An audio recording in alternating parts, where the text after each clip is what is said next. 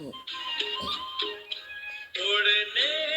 तो मन को अपने नील गगन में, प्रभु प्रेम भर लो फिर से अंतकरण में, फिर से अंतकरण में।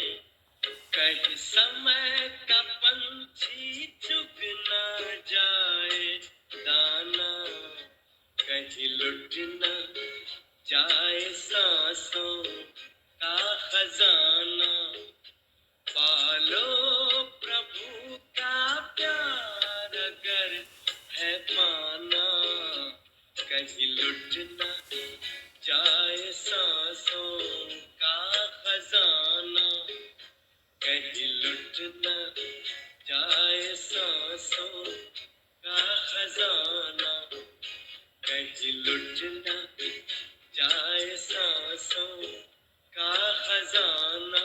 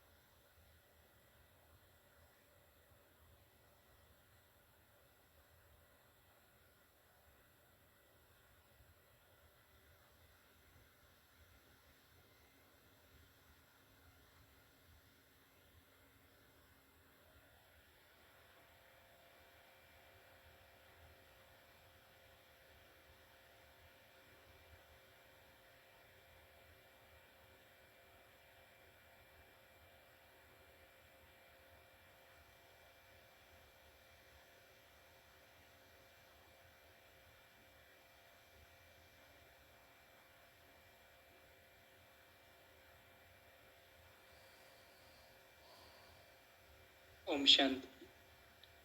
आज का वेबिनार क्लास का विषय न्यू विषय है, मृत्यु के समय आत्मा के साथ क्या होता है तथा 13 दिनों तक आत्मा को शांति का सकाश क्यों दिया जाता है। इस विषय को लेकर हमारे बीच आदरणीय कुसुम बहन जी उपस्थित हैं। हम सभी आपका बहुत बहुत स्वागत करते हैं दीदी, और आपसे रिक्वेस्ट करते हैं कि कृपया क्लास की शुरुआत। ओम शांति। ओम शांति। ओम शांति। ओम शांति। ओम शांति। आज ओम शांति। आज मृत्यु के बारे में है। दुनिया में सबसे बड़ा डर होता है सबको मृत्यु का। जो मृत्यु को जीत लेता है वही स्वर्ग के लायक बनता है। तो परमात्मा ने आके हमें ये डर ही निकाल दिया। डर क्यों होता है? जो भी हमारी जो मान्यताएं हैं वो मान्यताएं अंदर भरी है, कि यमराज लेने आएगा, फिर ऐसे पाप कर्म भोगने के लिए ये उकलते तेल में डालेंगे, ये सब कुछ जो कुछ डरावनी चीज़ें हैं वो सारी चिंताएं सताती है। दूसरा, ये जो मृत्यु के बाद दूसरा जन्म कौन सा होगा, क्योंकि बिलीफ यह है कि सभी 84 लाख योनि में जाकर ये मनुष्य जन्म मिलता है। लेकिन परमात्मा ने आके हमें बताया कि मनुष्य मनुष्य ही बनता है, उसको कोई जानवर आदि बनने की ज़रूरत नहीं है। सारी जो भी कर्म की भोगना है वो इसी शरीर में ही भोग सकते हैं, और उसका सारे एग्जाम्पल के साथ समझाया। और ये भी हमें समझे कि कैसे जैसा बीज वैसा ही वृक्ष या फल मिलता है।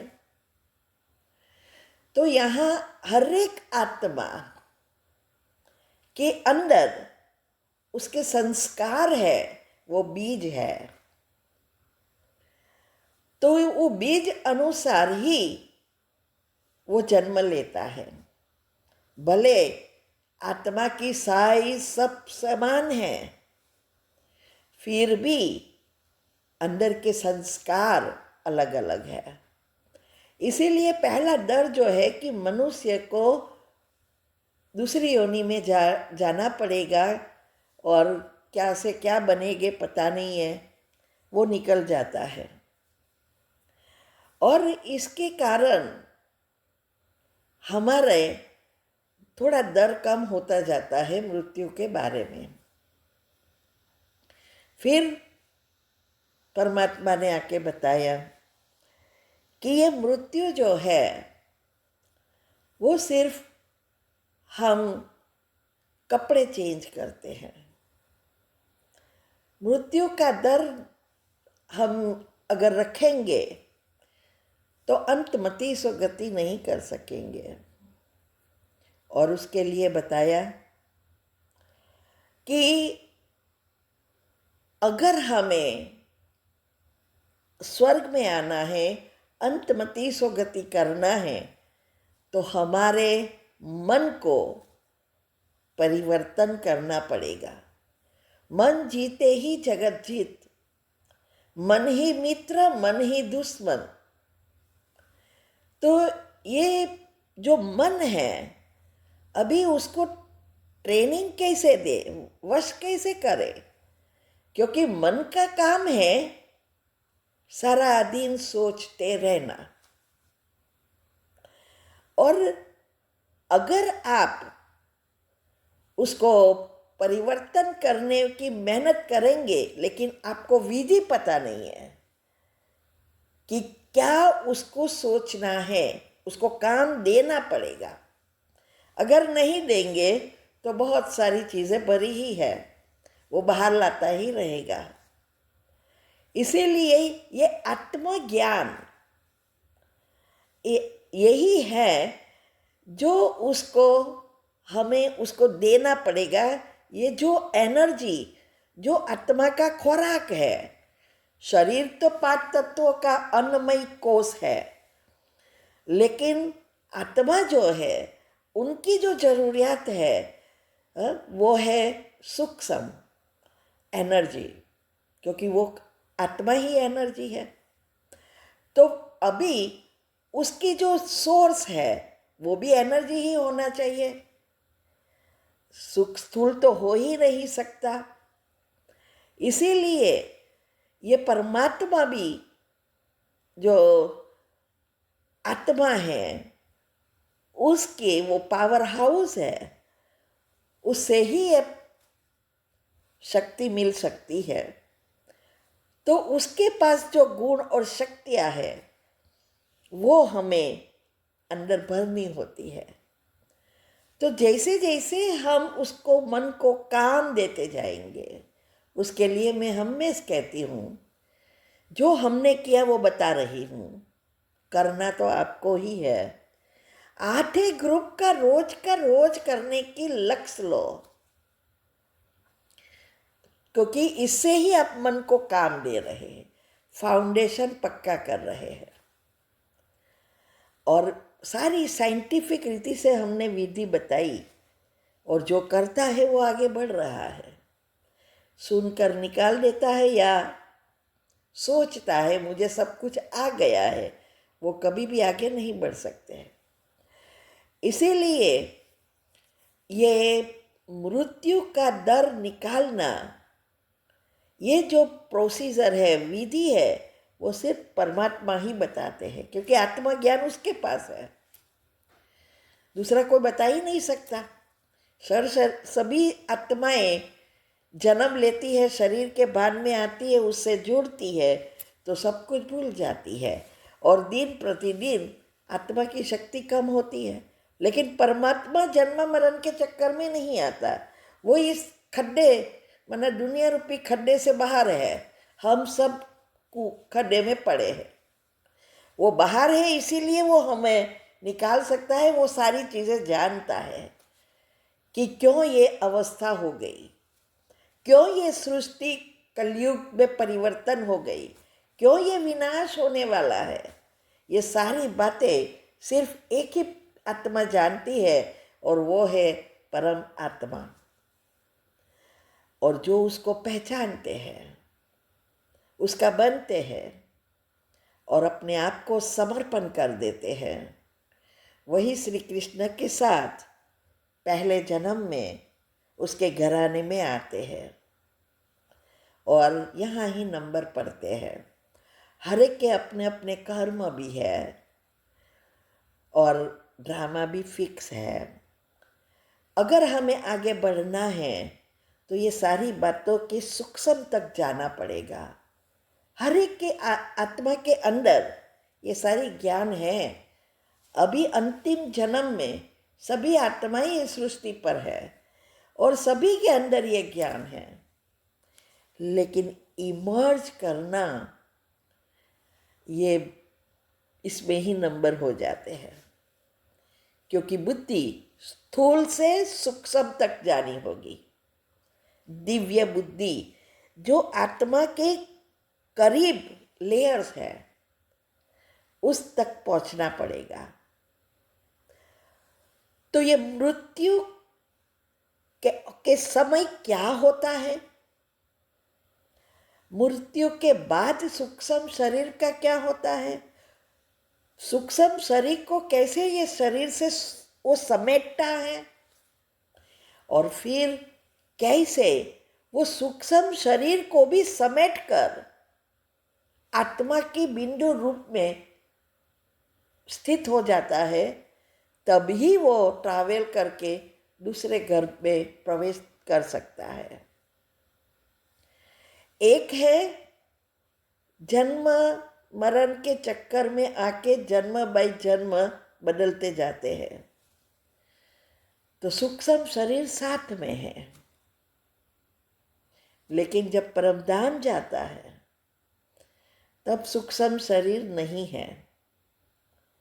ये बहुत सूक्ष्म बातें हैं समझने की, और ऐसी बातें समझने से हमारा इंटरेस्ट बढ़ता है और हम अपने लक्ष्य तक पहुंच सकते हैं। तो ये सूक्ष्म शरीर और कुछ नहीं है, 5 कोष जिसको कहते हैं, जो जिसके हमारे विचारों से लेयर्स बनते हैं। जैसे ही परमधाम से आत्मा इस सृष्टि पर आती है और गर्भ में प्रवेश करती है, तब से मन उसकी मशीनरी मिल जाती है और सोचना शुरू करता है। जैसे विचार वैसे लेयर्स बनते हैं, और वो लेयर्स अनुसार वो जन्म मरण के चक्र में आता रहता है, और अंत में सारे सूक्ष्म शरीर को समाप्त करना है,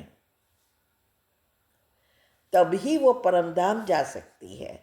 तो 2 चीज है, एक सूक्ष्म शरीर साथ में होता है, इसीलिए आत्माएं जो भटकती है वो इसमें प्रवेश कर सकती है दूसरे में, लेकिन जो आत्मा शरीर छोड़ती है वही शरीर में वो नहीं जा सकती।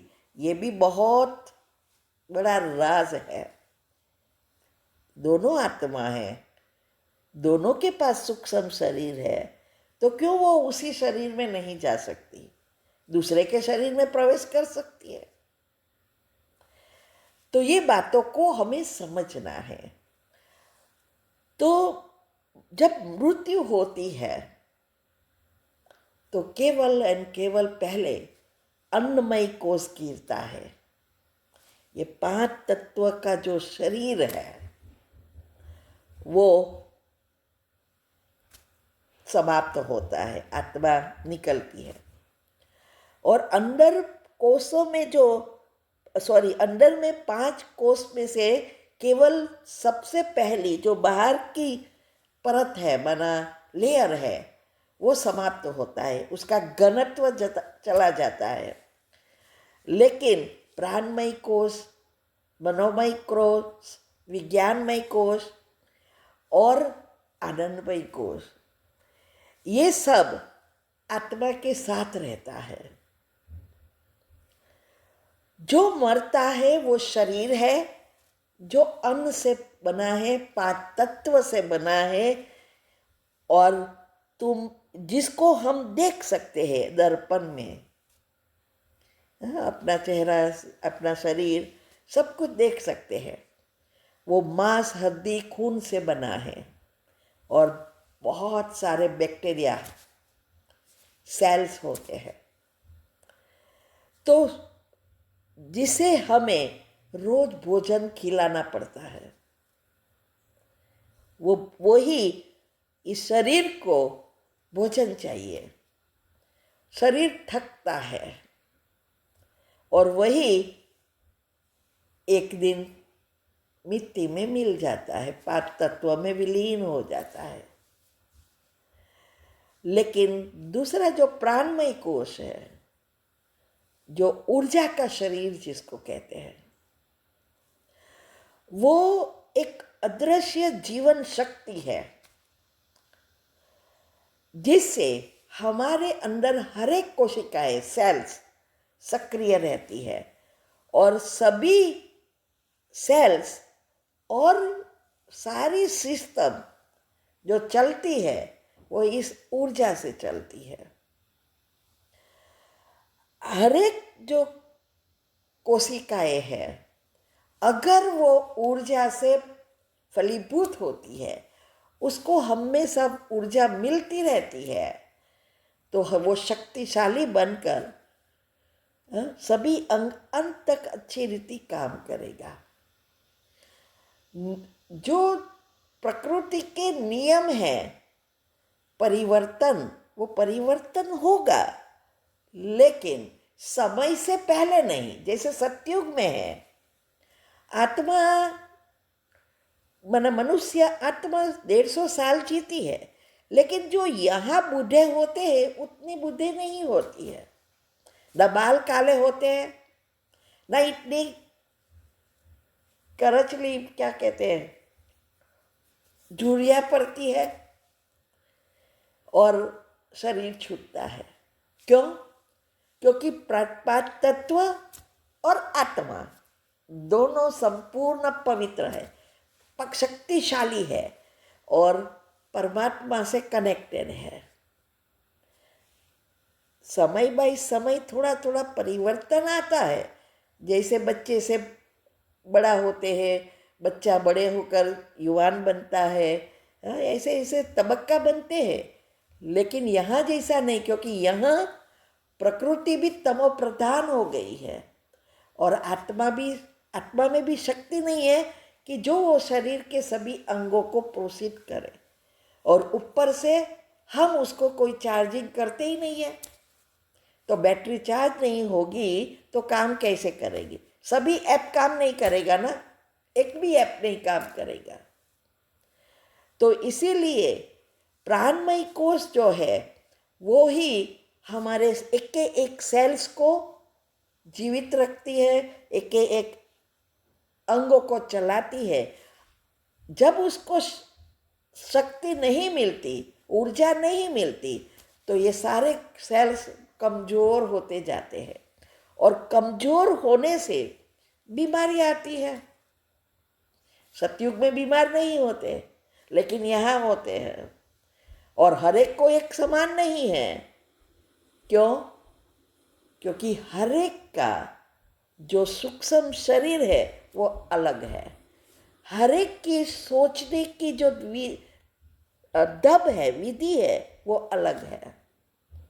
यहाँ भी देखो, कई बार समय से पहले ही बूढ़ा दिखते हैं कई, और कई समय हो गया है तो भी इतने बूढ़े नहीं होते हैं।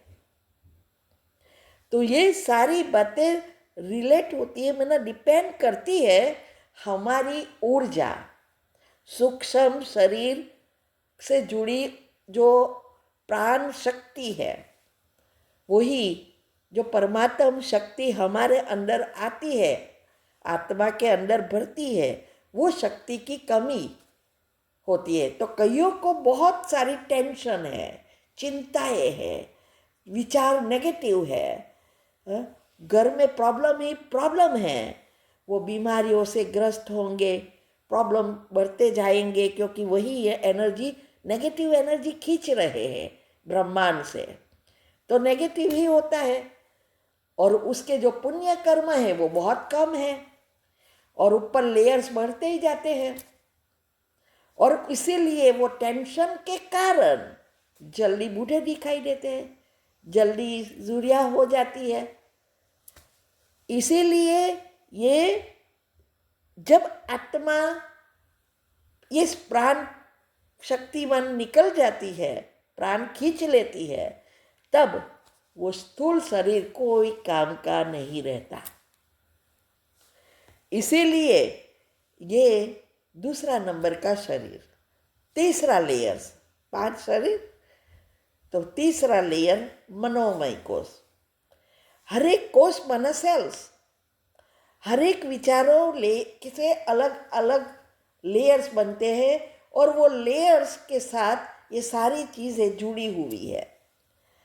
तो ये मनोमय कोश है, वो हमारे विचार, भावनाएं और उससे बनी हुई स्मृतियाँ, इच्छाएं, अच्छी या बुरी, अच्छे गुण या बुरे गुण, प्रेम, भय, नफरत, स्वार्थ, लोभ, ये सारी चीज़ें चिंतन जो भी हम करते हैं उसके लेयर्स बनते जाते हैं और 7 चक्र के साथ जुड़ते जाते हैं। और यही मनोमय कोश जिसको कहते हैं, 5 चीज़ों मिलके ही, 4 चीज़ों मिलके ही ये सूक्ष्म शरीर बनता है। तीसरा लेयर्स आता है विज्ञानमय कोश। विज्ञानमय कोश अर्थात बुद्धि, क्योंकि ये सारी चीज़ें आत्मा के साथ ही जुड़ी है, मन, बुद्धि और संस्कार। तो ये जो बुद्धि है, जितनी जितनी शुद्ध पवित्र बनती जाती है, विवेक जागरूक होता है, सारी हमारे गुण एक्टिव होते हैं। तो वो जब जैसा जैसा ये बढ़ता है, वैसे हमारी निर्णय शक्ति, परख शक्ति और 8 शक्तियाँ बढ़ती जाती है।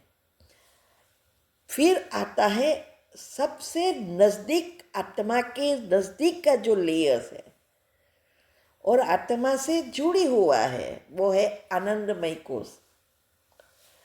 वो सिर्फ एक शुद्ध आनंद है, जिसको बाबा कह रहे अति इंद्रिय सुख, खुशी, जो कभी गायब नहीं होती, लेकिन जब ऊपर परतें बनती है तब यो गायब होती है। वहाँ जब वो लास्ट जो स्टेज है, आत्मा ओरिजिनली, जहाँ कोई विचार, कोई इच्छा नहीं, सिर्फ परमधाम की अवस्था, शांति। इसीलिए जैसे जैसे हमारी ये 7 चक्र शुद्ध होता जाता है, जितना हमारा फाउंडेशन पक्का होता जाता है, उतना हमारा मन शांत होता है, खुशी बढ़ती है। कितनी भी परिस्थिति आए, उसको पता है, सारी नॉलेज है, ज्ञानता दूर है, इसीलिए वो कभी भी विचलित नहीं होती, और उसके कारण उसका मन स्टेबल है, शांत है, उसमें कोई परिवर्तन नहीं होता। आई गई, तो इन परतों जो भी है लेयर्स भी परे, इन सबका साक्षी माना, ये इसके ऊपर, आत्मा के ऊपर सारी लेयर से बनती है। वो कभी भी, आत्मा तो बदलती नहीं है, आत्मा के ओरिजिनल सारी चीज़ें हैं, ये सारी लेयर्स ऊपर बने हैं। तो ये मृत्यु, मृत्यु में और कोई नहीं मरता है, सिर्फ अन्नमय कोश, ये स्थूल शरीर, वही गिरता है। फिर ये चार को साथ में, जिसको हम सूक्ष्म शरीर में सारे हमारे पाप और पुण्य भरे हैं, संस्कार के रूप में रहता है। तो सूक्ष्म शरीर माना मन, बुद्धि और संस्कारों का संग्रह। तो ये जो स्थूल शरीर छोड़ने के बाद भी आत्मा के साथ ही रहता है। जब तक कर्म है, सूक्ष्म शरीर साथ ही रहेगा।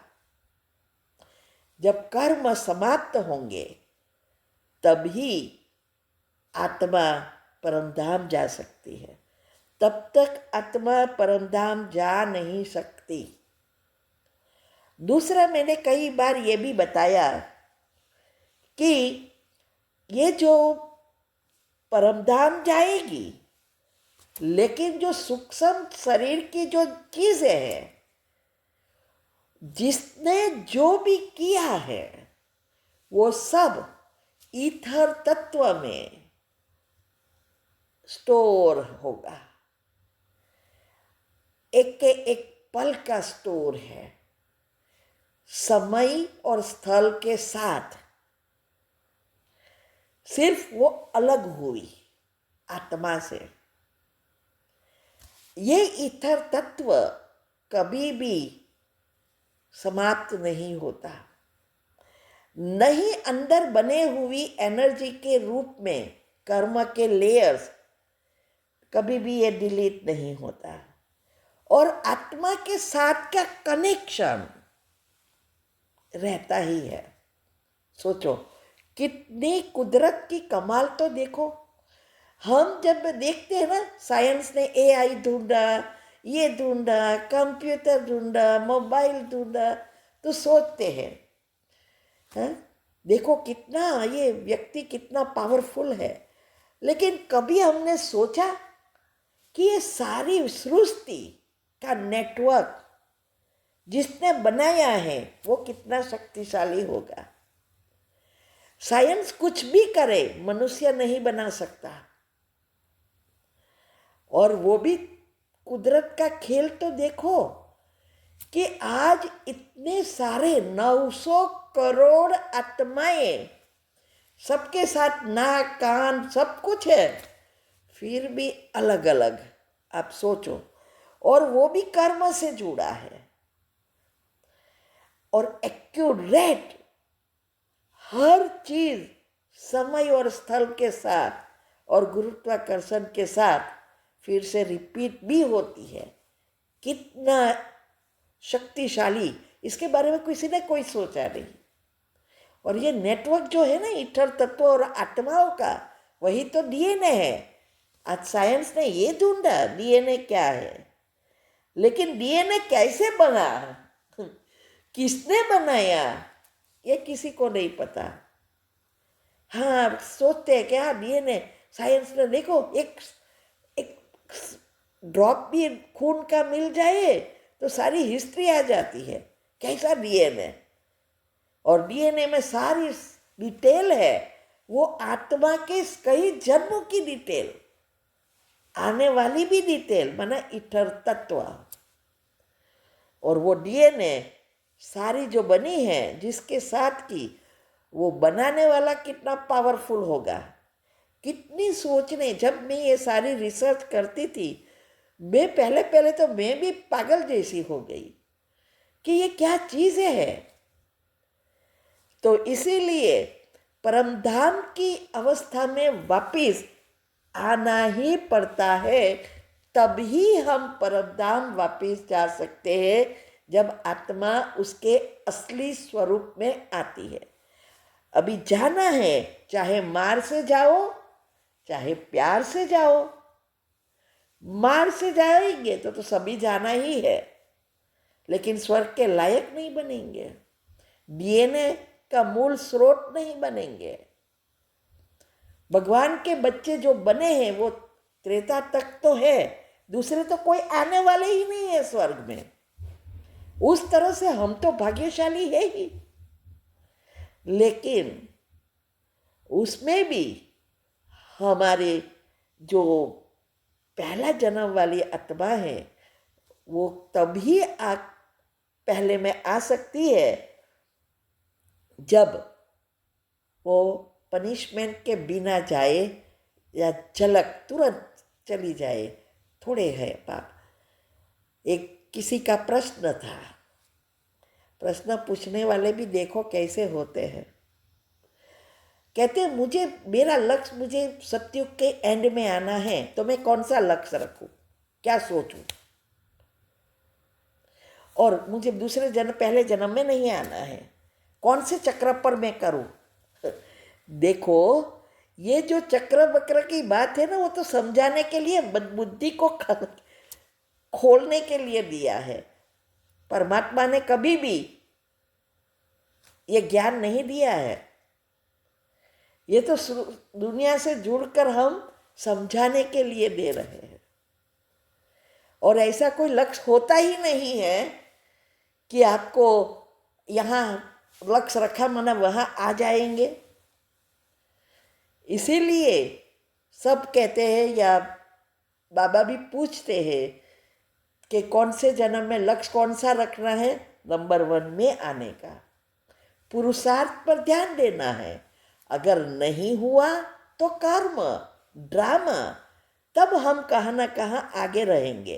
अगर लक्ष्य ही लास्ट रखेंगे तो कभी भी आगे नहीं आ सकेंगे।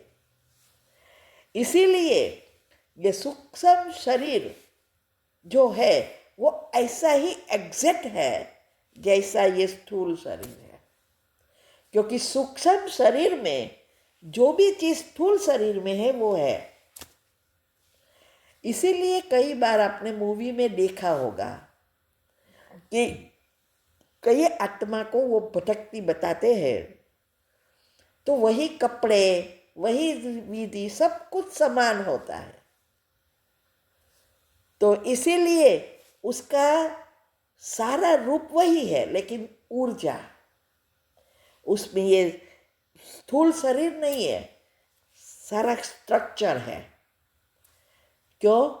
क्योंकि उसमें ये 5 तत्व का घनत्व नहीं है। जो चीज़ें हम कहते हैं वो, तो उसको कहते हैं सिर्फ एनर्जी। इसीलिए सूक्ष्म शरीर को कोई चीज रुकावट नहीं करती, ना स्थूल चीज कोई भी, ना उसको दरवाजा खोलना है, ना किसी को कुछ, क्योंकि वो तो ऐसे ही पार हो जाती है ना, सूक्ष्म शरीर है। इसीलिए वो एक पल में हजारों माइल जा सकती है। जब शरीर है तो लिमिट है, शरीर नहीं है तो कोई लिमिट नहीं। वो कहाँ भी जा सकती है, गुजर सकती है सारे विश्व में। एक पल में यहाँ से लंदन पहुँच सकती है, जन्म ले सकती है, अमेरिका पहुँच सकती है, इंडिया पहुँच सकती है, चाइना पहुँच सकती है, उसकी कोई हद ही नहीं है। इसीलिए आजकल देखे तो साइंस भी इस बातें में बहुत प्रगति कर रहे हैं। वो जब किसी की मृत्यु होने वाली है, उस समय आत्माओं को पीछे जन्म में भी ले जाते हैं, अंतिम समय का अनुभव भी सुनाने को कहते हैं, जिसको कई बार नियर डेथ एक्सपीरियंस भी कहते हैं। तो ये कितनी सारी, इतनी वो लोग ने रिसर्च किया है, पिछले जन्म में भी देखा है कि वो जब भी पिछले जन्म में ले जाते हैं तो कोई ऐसी आत्मा नहीं है जिसने कहा कि मैं कुत्ता बिल्ली वगैरह था। हाँ, भाषा अलग अलग, क्योंकि आज दुनिया में तो कितनी सारी भाषा है, एक कंट्री में भी लाखों भाषा है, अमुक डिस्टेंस पे बदलती ही जाती है। तो भाषा अलग अलग थी, लेकिन मनुष्य की ही वाणी थी। दूसरा यह भी है कि आजकल पिछला जन्म का भी कहीं कितना आ रहा है, कभी कभी वापिस वो शरीर में आ जाती है, या वो शरीर कैसे, वो अभी भी रिसर्च करना है कि ये कैसे याद आता है। सबको तो नहीं आता है। तो साइंस ने ये भी ढूंढा, जब ये मृत्यु के समय है तब कैसे वो आत्मा निकल कर कैसे परत छूटती है। अभी तक आत्मा कैसे निकलती है वो देख नहीं सके। सिर्फ उसकी सेंसेशन बंद होती है वो देख सकते हैं, लेकिन वो कितना भी बंद करे, कितनी रिसर्च हुई है और कितने सालों से कर रहे हैं, कि एकदम पैक, पेटी पैक, कहाँ भी होल ना हो, ऐसी कांच की पेटी में रखते हैं जिसे देख सके, और वहाँ बैठे रहते हैं सब, क्या आत्मा निकले तो देखे। लेकिन आत्मा कब निकल जाती है, क्रैक पड़ती है, कांच टूट जाता है, लेकिन आत्मा दिखाई नहीं देती। आप सोचो। तो उसने वो लोग ने पाया, जब भी एक बार चेक किया तो पाया कि पहला माह पहले उसका हृदय बंद होता है। और जब हृदय, इसीलिए तो आप देखेंगे वो लोग वेंटिलेटर पर रखते हैं, चालू रखते हैं हृदय, जब तक वो तब तक वेंटिलेटर पर है तब तक चलता रहता है, फिर निकाले आउट। तो ये वो लोग ने पाया कि भले आत्मा या हृदय बंद हुआ, लेकिन उसकी जो ब्रेन की जो सारी सिस्टम है वो डेड हो गई, लेकिन अभी सूक्ष्म शरीर में वो आत्माएं जो है वो देख सकती है, सुन सकती है, अनुभव कर सकती है। इसी और उस समय वो पहली बार उसका ऊपर से अपना शरीर देखती है कि स्थूल शरीर कैसे पड़ा है। इसीलिए मैं हमेशा कितनी बार मैंने ये वीडियो भी बहुत बनाई है कि कोई भी आत्मा शरीर छोड़े तो उसका सबकॉन्शियस माइंड खुला है। जब तक शरीर है बंधन है, लेकिन शरीर छूटा आत्मा फ्री है, उसका सबकॉन्शियस माइंड खुला है, वो देख सकती है, सुन सकती है, अनुभव कर सकती है। सिर्फ टच नहीं, क्योंकि स्थूल शरीर नहीं है तो किसी को वो टच ऐसे करे तो वो कर सकती है, लेकिन उसका अनुभव कि दूसरों को नहीं होता, क्योंकि वो तो एनर्जी है। इसे ही चबाना पड़ता है भोजन को, तो स्मेल ले सकती है लेकिन खा नहीं सकती, सेटिस्फाई होती है एनर्जी से। ये सब रिसर्च हुई है। इसीलिए मैं कहती हूँ कि जैसे ही आत्मा शरीर छोड़ती है तो उस समय कोई भी आत्मा है उससे हिसाब किताब चुकतू करना बहुत इजी है। क्षमा, वो तुरंत वो उसको डायरेक्ट सबकॉन्शियस में चला जाएगा। यहाँ मेहनत करनी पड़ती है, वहाँ मेहनत ही नहीं है। हम माफ़ी दे देते हैं और माफ़ हो जाता है, संतुष्ट हो जाती है आत्मा। क्योंकि हम जहाँ भी जाते हैं ऐसी प्रसंग में तो कोई नज़दीक वाला या फ्रेंड या ऐसा है वहाँ ही जाते हैं ना, हर एक के तो मृत्यु के समय नहीं जाते, तो कोई ना कोई हमारा हिसाब है, भले नज़दीक का ना हो तो दूर का, क्योंकि इतने सारे जन्म में तो कितनी सारी आत्माएं साथ में जुड़ी होगी। बच्चे, बच्चे के बच्चे, बच्चे के बच्चे, बच्चे के बच्चे, कितने सारा झाड़ बना होगा। तो वो कहाँ ना कहाँ चाहिए, उसको वो ही चाहिए, एनर्जी चाहिए उस समय। तो इसीलिए, और जो अगर हम आगे आएगा वो कि हम भक्ति मार्ग में सब कुछ रखा है, क्यों रखा है, लेकिन वो भी पहुंचता नहीं है आजकल की जीवन शैली अनुसार। लेकिन अगर हम शिविर रखें, मैंने तो बहुत जगह पे फॉरेन में भी, अगर हम जानते हैं सोसाइटी में अगर पता है तो स्पेशल फॉर्ड करती हूँ।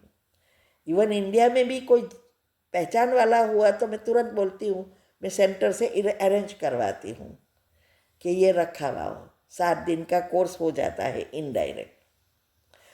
तो ये यहाँ भी फ़ोन करके कहती हूँ ऐसा ऐसा शांति का ऐसे हम समझाएंगे तो सबको ऐसा मिलेगा, वो आत्मा को भी बहुत शक्ति मिलेगी, उसका दूसरा जन्म सुधर जाएगा, तो सब रखवाते हैं।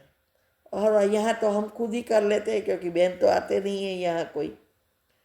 तो ये उस समय एक तो क्या है कि जितनी भी आत्माएं सुनती है, उसकी जगह कई जगह पे तो बहुत आते हैं ना, रोज रखते हैं 13 दिन तक, तो वो जो भी सुनती है तो सारा पुण्य उस आत्मा को जाता है। स्थूल चीज आप कितनी भी दो उस समय, ये पूजा कराओ ये करा, कुछ नहीं जाता क्योंकि मन बैठता नहीं है। लेकिन ये जो भी उस समय आते हैं, उस समय ध्यान से सुनते हैं, तो वो लोग को तो फायदा होता है, लेकिन सबसे ज़्यादा फायदा जिसने शरीर छोड़ा उसको होता है। और ये 7 दिन का जो शिविर है वो अच्छी रीति सुनती है तो दूसरा जन्म ऑटोमेटिक सुधर जाएगा, क्योंकि दूसरा जन्म में हमारी जो नज़दीक की परत है वो जल्दी आती है। तो उसको ज्ञान पहले लिया है या नहीं लिया है, दूसरा जन्म में उसको ये काम आएगा और कहाँ ना कहाँ वो आगे ज्ञान लेने पहुँच जाएगी। इसीलिए पहले हमारी जब मृत्यु आती है तो शरीर के अंगों को समेटती है। तो पहले प्राण एनर्जी एकत्रित होने लगते हैं, क्योंकि आत्मा तो यहाँ है लेकिन उसकी शक्ति तो एक सेल्स तक है। दुनिया में जितनी आत्मा है ना उससे ज़्यादा तो सेल्स हमारे शरीर में है, करोड़ों नहीं अरबों सेल्स है, सभी अंग उससे चलता है। तो एनर्जी जो है वो इकट्ठी होने लगती है और फिर वो सारी सेल से निकलती है शक्ति, प्राण शक्ति। सेल्स डेड होते जाते हैं, एक साथ नहीं होता है, पहले तो ब्रेन होता है, बाद में सारी क्रियाएं चलती है। इसीलिए अगर कोई डोनेट करता है अंगों को तो डॉक्टर कहते हैं 72 आवर्स तक कर सकते हैं, क्योंकि कई अंग ये जो समेटती है तो 72 आवर्स उसको लगता है, माना 3 days। तो ये फिर धीरे धीरे हाथ पैर ठंडे होने लगते हैं। जैसे जैसे ये सेल्स डेड होते जाते हैं वैसे वैसे अंग फिर छोटे ठंडे अलग होते जाते हैं, स्थूल होते जाते हैं, इसमें कोई गतिविधि बाद में नहीं रहती। तो हाथ पग ठंडे होते हैं, फिर पेट, फिर छाती, फिर हृदय। हृदय का धबकारा तब बंद होता है जब ये धीरे धीरे एनर्जी समेटती है। फिर अंत में प्राण एक बिंदी में जाकर बाहर निकलता है, उसके साथ शरीर जो सूक्ष्म शरीर है वो भी निकलता है। फिर उस व्यक्ति ने कैसा जीवन बिताया उस अनुसार उस स्थान से ही आत्मा निकलेगी। सभी के बाहर निकलने का स्थान अलग अलग है। जैसे कर्म, जैसी मन की अवस्था, आत्मा की शक्ति, उस अनुसार आत्मा बाहर उस अंग से निकलती है। इसीलिए शास्त्रों में कहा है कि 9 द्वार है, आँख, कान, नाक, मुंह, नाभि, जन्नांग, मूलाधार और विशेष सबसे महत्व का सबसे श्रेष्ठ जो द्वार है सहस्त्र चक्र। लेकिन सहस्त्र चक्र से कोई निकल नहीं सकता। यह अंतिम समय का है जब परमात्मा इस सृष्टि पर आते हैं और हम परमधाम जाने वाले हैं। और वो भी सभी नहीं, जिसने इसके लिए इस अभी की ही यादगार के कारण द्वापर से साधु संत समाधि पर बैठ जाते हैं और साधना करते हैं डिटैच होने का। तो इसीलिए, लेकिन अभी हमें पता चला, परमात्मा ने आके जो बताया उस ज्ञान से पता चला कि जब हमारे सारे संचित पाप कर्म भस्म हो जाते हैं, सभी विकारों से मुक्त, ये लिखा है शास्त्रों में, लेकिन उसका रियल अर्थ नहीं पता। जैसे कहते ना, देही अभिमानी बनना है, समझा तो वो नांगे बावे कपड़े वगैरह भी फिरते रहते हैं। सोच अर्थ का अनर्थ, अज्ञानता। ज्ञान है लेकिन ज्ञान की समझ नहीं है। तो हर चीज जो भी हम इस संगम युग पर करते हैं और वो स्थिति बनाने के लिए करते हैं, वही चीजें भक्ति में स्थूल रीति से करने की बातें आती है। तो विकारों से जो मुक्त होता है, सिर्फ पुण्य कर्म हो, जिनके मन में सिर्फ एक की याद, इसके लिए कहते हैं जब जीव माना शरीर, वो लोग जीव बना आत्मा समझते हैं ना, पर अगर हम उसको आध्यात्मिकता से समझे तो हमारी ये शरीर भान छूटे और शिव के समान आत्मा बने। तो उसकी यादगार शास्त्रों में है, जब जीव शिव के समान बने तब वो मोक्ष, तब वो परमधाम जाती है और मोक्ष मिलता है। लेकिन अभी हमें पता चला कि मोक्ष तो किसी को नहीं मिलता। तो ये जो अवस्था है कि सिर्फ एक की याद में शरीर छूटे, शरीर सभी चीज़ों से मुक्त, शिव समान बने, तो ये परमात्मा की याद में अभी आप सोचो, अभी अंतिम समय चल रहा है परमधाम जाने का। दूसरी साइड पर मन बैठता ही नहीं है। डिटैच होने की तो बात ही छोड़ो, या परमात्मा की याद में रहने की भी बात छोड़ो, दुनिया में तो कोई पता ही नहीं है। ऐसे थोड़ा कि भजन वगैरह रखने से अंतमति सो गति हो जाएगी। सारी जिंदगी पाप कर्म किया हो और क्यों नहीं होती, उसका भी साइंस है।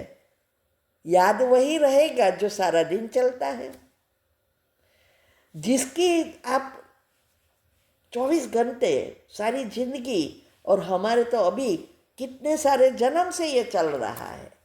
तो ऐसा थोड़ा इजीली सब नित्य होगा। अभी हमारी एनर्जी बिखरी हुई है, उसको समेट कर एक में लाना है। ये विधि तो सिर्फ परमात्मा ही बताते हैं। तो इसका अर्थ जो अभी बताते हैं ये यही है। जो भी धारणाएं हमारी है वो इसके लिए है। या कोई लहसुन ओनियन गार्लिक खाने से कुछ होने वाला नहीं है कि कुछ करने से, लेकिन अगर वो चीज़ें हैं तो अंत में इंद्रियां वश में नहीं रहेगी। 5 इंद्रियों को वश करना ही ये अवस्था को प्राप्त करना है, और उसके लिए मन। तो इसीलिए कहा कि अंत में परमात्मा की शरीर छूटे, वही वो लोग कहते हैं ब्रह्मरज्ञ। ये स्थान 7वां चक्र, सहस्त्र चक्र, वहाँ से निकलता है और वही मुक्ति को पाते हैं। और भक्ति में कहते हैं भगवान लेने आए।